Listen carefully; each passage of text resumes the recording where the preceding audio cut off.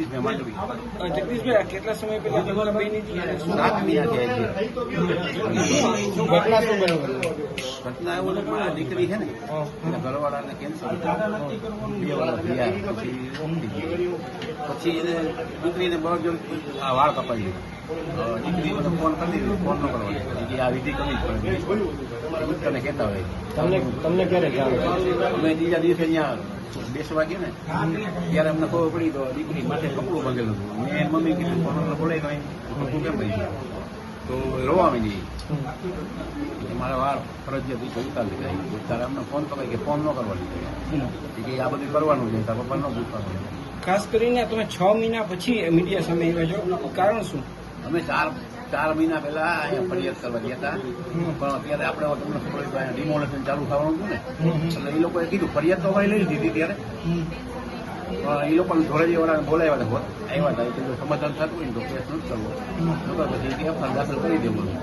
વૈકમાં demolition આવ્યું એટલે કે હમણાં તો આ નહીં થાય ખાલી કારણ કે બધી પોલીસ વળી કે ત્યાં હોય ગયા કે તમે પછી તમારે બોલાવી ત્યારે આવું. પણ એમની આ ગુનો ધોરાજીમાં બન્યો છે તો પછી ફરિયાદ ગ્રામ્યમાં, ગ્રામ્યનું ડિમોલેશન ને શું લેવાનું? આઈને પોલીસ સાહેબને એમ કીધું કે ભાઈ અમે અહીંયા અત્યારે બધા સ્ટાફ અમારો ત્યાં હોય એમ, એટલે કોઈ ફ્રી ન હોય, આપણે 2 મહિના જાળવી જવું છે પછી તમારો કેસ લઈ જવો. દીકરીને ખાસ તમારા દ્વારા પૈસા પણ કંઈક માંગવામાં આવ્યા હતા, શું માંગવામાં આવ્યો હતા? સામે દીકરી અમારી દીકરીને 2 દીકરા છે, એક દીકરો 10 વર્ષનો અને એક દીકરી છે 4 વર્ષ.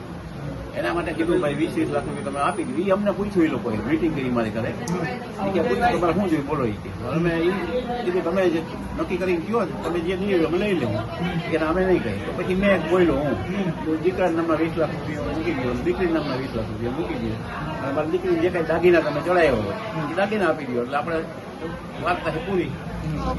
પૈસા તો નથી આપવા પડે, તો આ તમારા દીકરા છે, તમારા સંતાન છે, તો તમારી ફરજમાં ન આવે. એની પાસે 2 કરોડની મિલકત કે પૈસા ન મળ્યા એના કારણે મીડિયા સમક્ષ હે પૈસા તમને નથી મળ્યા એના કારણે આ બધો પ્રશ્ન ઉભા થયો હોય એવું ના, એવું કઈ નહીં.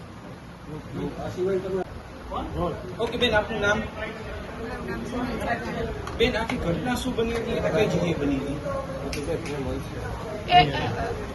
મારા પતિને કેન્સરની બીમારી હતી અને તેનું અવસાન 11/11/2025 રોજ થયું. ત્યાર પછી તે ત્રીજા દિવસે જે વિધિ કરવાની હોય સુવારાની વિધિમાં મારા સાસુ અને મારા નણંદ દ્વારા મને બળજબરીપૂર્વક મુંડન કરાવ્યું હતું અને કીધું હતું કે જે કંઈ કાર્ય કે જે કંઈ વિધિ ત્યાર પછી કરી તો એ પહોંચશે નહીં, એટલે એના હિસાબે બળજબરીપૂર્વક મુંડન કરાવી નાખ્યું. મેં વિરોધ બી કર્યો, મેં મારા પપ્પાને ફોન બી કરવો હતો તો એ પણ ન કરવા. બેન, શું કીધું હતું? આત્માને મોક્ષ નહીં મળે, શું વાત શું કરી હતી? કયા કારણથી મુંડન કરાવ્યું? કે આપણે ત્યાર પછી જે અવસાન થાય ત્યાર પછી જે કંઈ પણ વિધિ કરીએ આપણે તો એ વિધિ કે પહોંચશે નહીં એમ.